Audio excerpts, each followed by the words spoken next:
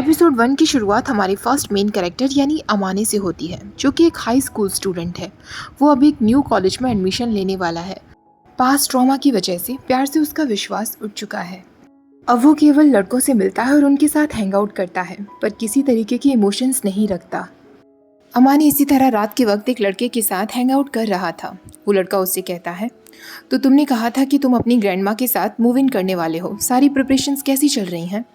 अमानी कहता है, ओह मैंने तुम्हें इस बारे में बताया था। हाँ, मैं जल्दी ही अपनी ग्रैंड माँ के घर जाने वाला हूँ। तो वो लड़का पूछता है, फिर तुम्हारी हाई स्कूल का क्या होगा? अमानी कहता है, मैं दूसरे स्कूल में ट्रांसफ़र ले रहा हूँ। वो लड़का अमानी से कहता है, नए स्कूल में जाने के बाद मेरे जैसे अडल्ट के साथ हैंग आउट करने से अच्छा है कि तुम किसी ऐसे लड़के को ढूंढो जिसे तुम प्यार करो। अमानी कहता है, प्यार और मैं? शायद नहीं, इसी तरह हैंग आउट करते रहना ही शायद मेरे लिए ज़्यादा बेहतर तरीका है। हाँ, लेकिन अगर मुझे कोई अपने टाइप का मिला तो शायद मैं इस बारे में सोच सकता हूँ। वो लड़का कहता है, तुम्हें कोई अपने टाइप का मिल भी गया फिर भी तुम बस उसके साथ सोना ही चाहोगे। अगले दिन अमाने अपनी ग्रैंड माँ की सिटी पहुँच गया था और वो सोच रहा था, क्या मुझे सच में किसी से प्यार हो पाएगा? बिल्कुल नहीं, ये बस एक मजाक है। वो अपनी ग्रैंड माँ को कॉल करके बता देता है कि वो इनोशिमा पहुँच गया है और जल्दी ही उनके घर तक आ जाएगा। तभी अचानक एक कैट उसके पास आ जाती है। उसके हाथ में जितना भी खाने का सामान था वो सारा गिर जाता है। उस क्यूट सी कैट को देखकर अमानी कहता है, तुमने तो मुझे डरा ही दिया। तभी उस कैट को ढूंढते हुए एक लड़का वहाँ चला आता है, जो हमारा सेकंड मेन कैरेक्टर है, जिसका नाम यामासुगे ryuji था। जिसे देखते ही अमाने सोचने लगता है कि बिल्कुल मेरे टाइप का है। अमाने उस कैट के फर को सहला रहा था। वो ryuji से पूछता है, क्या नाम है? ryuji को लगता है कि वो उसका नाम पूछ रहा है। ryuji उसे बता देता है, मेरा नाम यामासुगे ryuji है। तो अमाने हंसते हुए कहता है, मैं कैट की बात कर रहा था। ryuji कुन, तुम काफी फनी हो, मेरा नाम अमाने काइदो है। ryuji कहता है, ओह इस कैट का नाम तारुसुके है। वैसे तो ये सड़क पर ही घूमती रहती है, कभी कभी ये मेरे प्लेस के पास आ जाती है। आई एम रियली सॉरी, इसने तुम्हारा सारा सामान फैला दिया। क्या तुम मेरे प्लेस पर चलना चाहोगे? इस तरह मैं तुमसे माफ़ी भी मांग लूँगा। तुम्हारा सारा खाना गिर चुका है, मेरा एक रेस्टोरेंट है, तुम चाहो तो वहाँ खा सकते हो। अमानी खुश होते हुए कहता है, मैं बिल्कुल चलूँगा। अमानी देखता है कि ryuji का रेस्टोरेंट तो बहुत ज़्यादा ऊंचाई पर था और वो सीढ़ियाँ चढ़ चढ़ कर थक गया था। वो ryuji से कहता है, तुम्हारा रेस्टोरेंट पहाड़ों पर है क्या? कितनी सारी चढ़ाई करनी पड़ रही है, ऐसी सीढ़ियाँ घरों में तो नहीं होती। ryuji उसके पास आकर उसके गीले बालों पर हाथ फेराते हुए कहता है, बस थोड़ा सा और चलना है, मुझे पता है तुम कर लोगे, अब जल्दी से उठो। अमानी को ryuji का उसके बालों पर हाथ फेराना बहुत अच्छा लगता है। कुछ टाइम और चलने के बाद ryuji फाइनली कहता है, हम पहुंच गए हैं। अमाने जब उस ऊंचाई से समुंदर की तरफ देख रहा था तो समुंदर उसे बहुत सुंदर दिख रहा था। वो रेस्टोरेंट को देखकर कहता है, तुम्हारा रेस्टोरेंट तो बहुत ज़्यादा सुंदर है, मुझे बहुत भूख लगी है। ryuji उससे कहता है, मुझे खुशी है कि तुम अब एक अच्छे मूड में हो। ryuji को खाना बनाता हुआ देखकर अमाने सोचने लगता है, मैं एक बार उसके साथ मज़े करना चाहता हूँ, पर शायद ऐसा नहीं हो पाएगा। उसे देखकर लगता है कि वो स्ट्रेट है। ryuji जब उसके लिए खाना बनाकर ले आता है, वो उससे पूछता है, खाना कैसा बना है? अमाने कहता है, बहुत ज़्यादा टेस्टी है, तुम तो बहुत अच्छा खाना बनाते हो।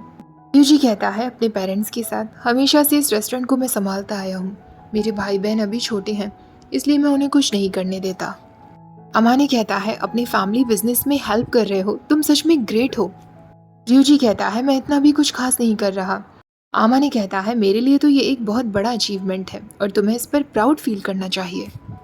रात का समय हो गया था, अमाने के वापस जाने का समय था। ryuji कहता है, आई एम सॉरी, मैं तुम्हें वापस नीचे तक वॉक नहीं कर पाऊंगा। अमाने कहता है, कोई बात नहीं, वैसे भी मेरा घर यहाँ से ज़्यादा दूरी पर नहीं है।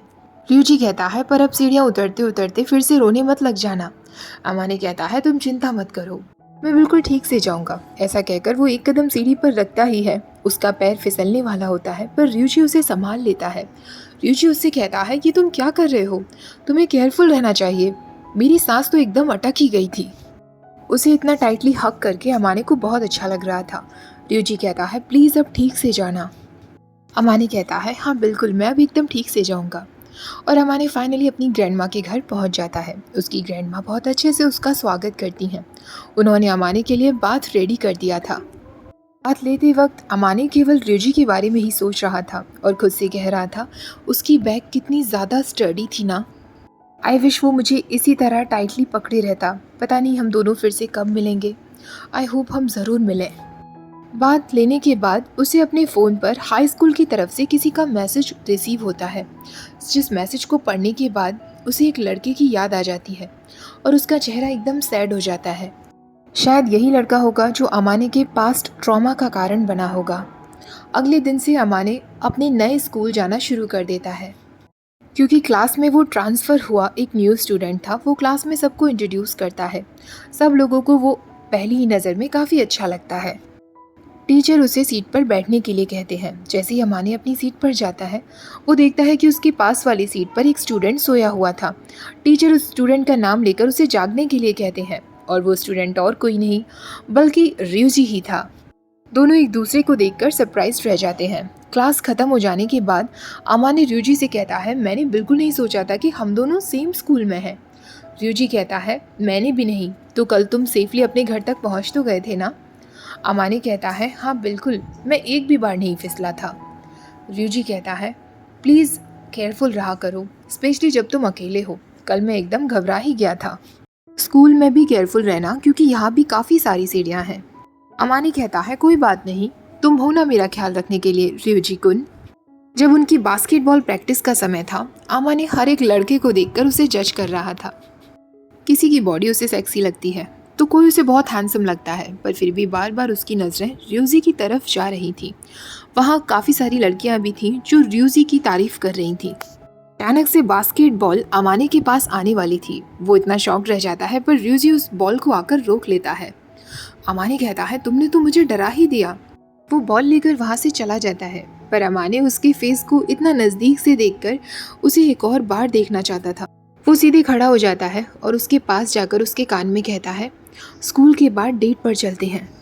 दोनों स्कूल खत्म हो जाने के बाद आइसक्रीम खाने के लिए आ जाते हैं। आइसक्रीम शॉप के सामने खड़ा होकर अमाने कहता है, ये दोनों आइसक्रीम में से मुझे समझ नहीं आ रहा मैं कौन सी लूँ। रियूजी दोनों आइसक्रीम खरीद लेता है और उसके पास लाकर कहता है, तुम दोनों में से एक एक बाइट ले लो, जो भी तुम्हें ज़्यादा अच्छी लगे वो तुम खा लेना और दूसरी मैं खा लूँगा। अमाने दोनों को ही टेस्ट करता है, उसे दोनों काफ़ी अच्छी लगती हैं। वो रियूजी को भी बारी बारी से दोनों टेस्ट करा देता है और कुछ टाइम बाद वो उससे कहता है, ऐसा लग रहा है ना कि हम दोनों डेट पर आए हुए हैं। ये सुनकर रियूजी कहता है कि तुम बार बार डेट की बातें क्यों कर रहे हो? क्या तुम्हें वियर्ड नहीं लगता? दो लड़के डेट पर कैसे आ सकते हैं? अमाने कहता है, बिल्कुल भी नहीं, क्योंकि मुझे लड़के ही पसंद हैं। रियूजी अचानक अपनी जगह पर खड़े ही रह जाता है तो अमाने हंसते हुए कहता है, क्या हुआ? रियूजी, तुम बहुत फनी हो, मुझे लड़के पसंद है, ये सुनकर तुम इतने स्टिफ क्यों हो गए?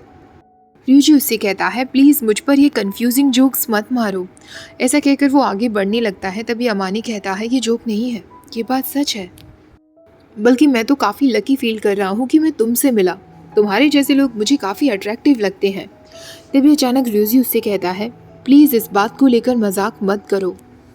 अचानक अमाने के हाथ से उसकी आइसक्रीम गिर जाती है। वो रियूजी से कहता है, तुम्हारी वजह से मेरी आइसक्रीम गिर गई। रियूजी उसे एक तरफ इशारा करते हुए कहता है, वहाँ देखो।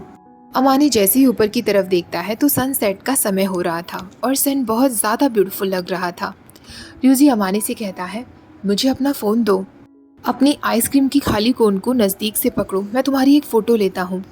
वो अमाने की एक इस तरीके की फ़ोटोग्राफ क्लिक करता है जिसमें ऐसा लग रहा था कि अमाने की आइसक्रीम कोन पर सन रखा हुआ हो। अमाने को अपनी वो फ़ोटोग्राफ काफ़ी ब्यूटीफुल लगती है। रियूजी कहता है, सनसेट सच में कितना सुंदर होता है। अमाने उसके फेस की तरफ देख रहा था और उसे उस लड़के की कई बातें याद आती है जिसके साथ उसने हैंग आउट किया था। उस लड़के ने कहा था, तुम्हें वहाँ कोई मिल जाए तो उसे प्यार करना, उसके साथ हैंग आउट मत करना। अमाने ये सोच ही रहा था तभी उसे उसकी ग्रैंडमा का फ़ोन रिसीव होता है, जिनसे बात करने के बाद वो कुछ परेशान लग रहा था। फ़ोन कट होते ही रियूजी उससे पूछता है, क्या हुआ, कोई प्रॉब्लम हुई है क्या? अमाने कहता है, मुझे तुम्हारी मदद चाहिए। वो रियूजी को अपने घर ले आता है। उसके बाथटब में कोई प्रॉब्लम हो गई थी, वहाँ काफ़ी ठंडा पानी आ रहा था। अमाने रियूजी से कहता है, क्या ये अभी होना था? मुझे बात लेने का बहुत मन कर रहा था। ये सुनकर रियूजी उससे कहता है, अगर तुम चाहो तो हम दोनों पब्लिक बाथ हाउस के लिए जा सकते हैं। अमाने ये सुनते ही एक्साइटेड होते हुए कहता है, हाँ बिल्कुल, मैं तैयार हूँ। यहीं पर फर्स्ट एपिसोड ख़त्म हो जाता है। फर्स्ट एपिसोड मुझे तो बहुत क्यूट लगा। जापान की BL सीरीज़ अक्सर क्यूट ही होती हैं, जैसे कि ये वाली थी। आप लोगों को कैसी लगी मुझे कमेंट्स में बताना।